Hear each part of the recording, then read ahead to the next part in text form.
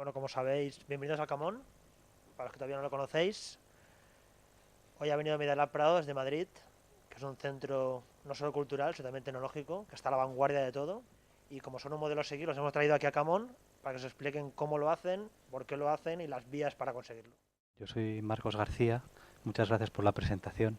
También vengo de Media Lab Prado con Laura Fernández y desde Camón nos propusieron hacer un taller y no se nos ocurrió una mejor manera de hacerlo que invitando a Juan Freire para desarrollarlo. Queríamos aprovechar la oportunidad para compartir nuestra experiencia con vosotros y a la vez aprovechar para compartirlo también con Juan. Él es una de las personas que ha trabajado en el entorno de la web 2.0. Él es biólogo, pero además sabe mucho de urbanismo, de educación, en fin. Creo que es un ejemplo de alguien que está en el entorno de la cultura digital y que tiene ese entorno tiene muchas implicaciones, ¿no? Se mueve en muchos ámbitos, con lo cual pensamos que era una oportunidad buenísima para hacer este taller aquí con vosotros. Lo que os quiero explicar es un poco en mi experiencia, en la poca o mucha experiencia que yo tengo trabajando con organizaciones más o menos abiertas y en el desarrollo de proyectos y en lo que observo de lo que pasa por ahí, sobre todo en el entorno digital, en el entorno de Internet, de la cultura digital, un poco pues qué reglas van surgiendo. O sea, mi aproximación es empírica, o sea, no es teórica, no es decir, bueno, esto debería funcionar así, sino observando lo que está sucediendo en algo que está emergiendo y digamos que lo estamos construyendo entre todos, un poco qué es lo que vamos aprendiendo, ¿no? Ese es el planteamiento que voy a hacer. Entonces, lo que yo voy a tratar de hacer es haceros presentaros casos que son muy variados. Le decía antes a Marcos, los casos de organizaciones que yo considero abiertas de una forma u otra van desde Google hasta una empresa de software libre de mi ciudad, por ejemplo, ¿no? Un grupo de empresas que se llama Senco, que son brasileñas, y un personaje que se llama Ricardo Sembler. Bueno, Senco hoy en día es un conjunto de empresas que se dedican a actividades industriales, a fabricación de productos y tienen intereses en muchos ámbitos, el energético, la limpieza, etcétera. Y este es un hombre que heredó la empresa, era de su padre, era una empresa convencional, la de la sala de control, y cuando heredó la empresa la revolucionó totalmente. Planteaba ya a principios de los 90 que en realidad la empresa se podía autoorganizar y que podía haber un sistema democrático de gestión. Lo llamaron loco, por supuesto, y posiblemente estaba algo loco, en el sentido que en el momento que decía eso y sin poder probarlo, era un tanto aventurado. Lo curioso de este hombre es que demostró que tenía razón, y lo que él planteaba es que en realidad había que refundar los principios bajo los que se gestionaba una organización, aplicando a una empresa o como os decía, un museo o lo que queráis. Y entonces él elaboraba una serie de ideas básicas, que son un poco las que os he visto aquí. Eso es una tabla, la revolución de los negocios, pero de un libro que él publicó. Él ahora es un autor muy conocido y se dedica a dar conferencias y todo esto. Pero fijaros, él planteaba, y no planteaba teóricamente, sino que lo llevó a la práctica. Lo interesante de esto es que él lo empezó a divulgar una vez que tuvo éxito. Y entonces, fijaos que para él los principios fundamentales eran sentido del trabajo. O sea, la gente tiene que tener pasión por lo que hace y tiene que tener un sentido del trabajo. Hay que abandonar el control. No se puede controlar absolutamente todo. Si controlas absolutamente todo, al final no controlas casi nada. Tiene que haber una transparencia absoluta. Fijaros que todas las cosas están totalmente relacionadas unas con otras. Tiene que haber relaciones de confianza, no de desconfianza.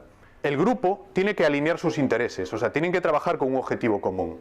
Entonces hay que negociar esos objetivos comunes, y para eso es importantísimo la democracia. O sea, que las decisiones se tomen de forma democrática, por decisión, que cada uno emita su opinión y se llegue, digamos, a una decisión mayoritaria. Trabajaba en una empresa industrial y ellos idearon formas de evitar la rutina. O sea, un problema que tenían grave era la rutina. Entonces ellos idearon formas de flexibilizar esa rutina mediante cambios en el espacio, en el tiempo, en la forma de organizar el trabajo. Y en el fondo, lo que decía es que es posible la autogestión. Me interesa el caso de Senco porque, ojo, esto no es una locura de los de Internet, del mundo de la cultura, no, sino que empresas de lo más convencional, que tienen muy poco que ver con las tecnologías de la información, sucede. Si al caso de Senco le unís trabajar en un entorno en el que los costes de trabajar así son muy bajos, digamos que tenemos todos los ingredientes para el éxito. las organizaciones dejan de ser algo cerrado para convertirse casi en una membrana.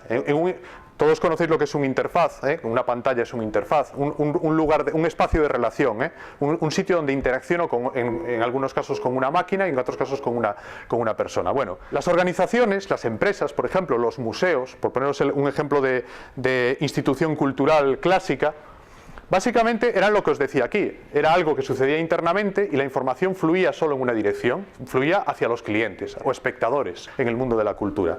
Fijaros que ahora ya todo es bastante más complicado. Podemos pensar en que ahora la organización es este lío que os planteo aquí. En realidad, la organización, la parte más importante de una organización es esto, es la interfase, es la zona de conexión.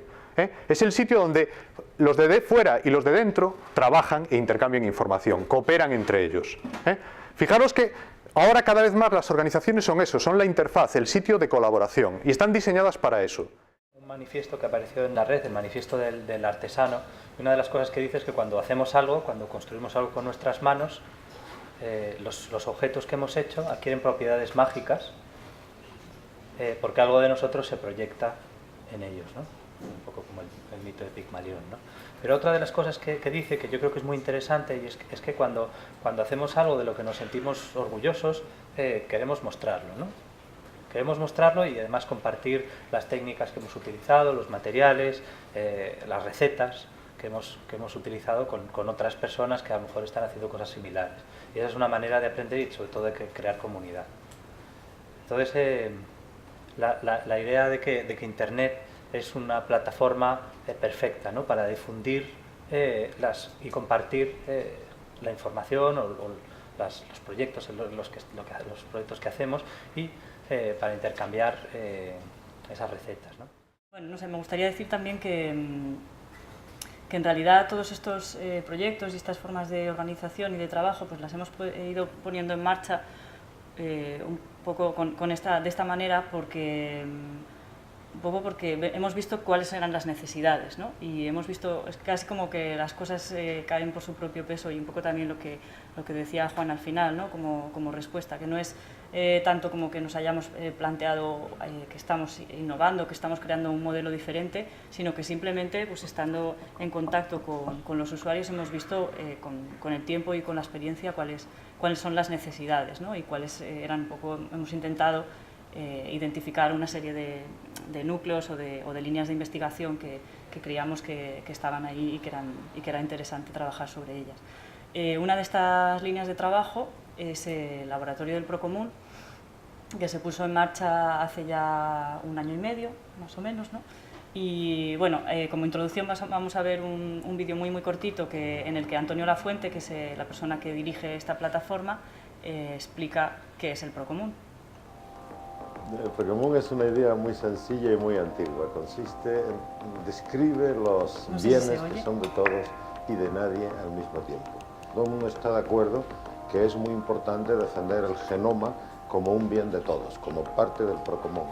Y también está de acuerdo en que la biodiversidad debe ser parte del bien común, y los bosques, y también la donación de órganos, las plazas, las calles, probablemente Internet. Una gran parte de lo que entendemos por cultura también debe ser parte del Procomún. Una de las cuestiones clave del Procomún es que solamente se hace visible cuando está amenazado. Por ejemplo, el aire es una cosa que nadie pensó jamás que pudiera llegar a convertirse en un gran negocio sobre el que hay enormes multinacionales utilizando el aire para su propio beneficio. Más o menos ahí tenéis una explicación de cómo se entiende la idea de Procomún en este proyecto y en general. Bueno, habéis visto a Antonio Lafuente, creo que esto también es una cosa que podemos resaltar, y es que hay las diferentes líneas de trabajo en Media Lab Prado tienen diferentes directores o diferentes personas que son expertos, asesores que nos ayudan a desarrollar esas líneas de trabajo, ¿no? Y esto creo que es interesante también en relación con los modelos de organización, y es que hay, en cierto modo, pues una dirección distribuida.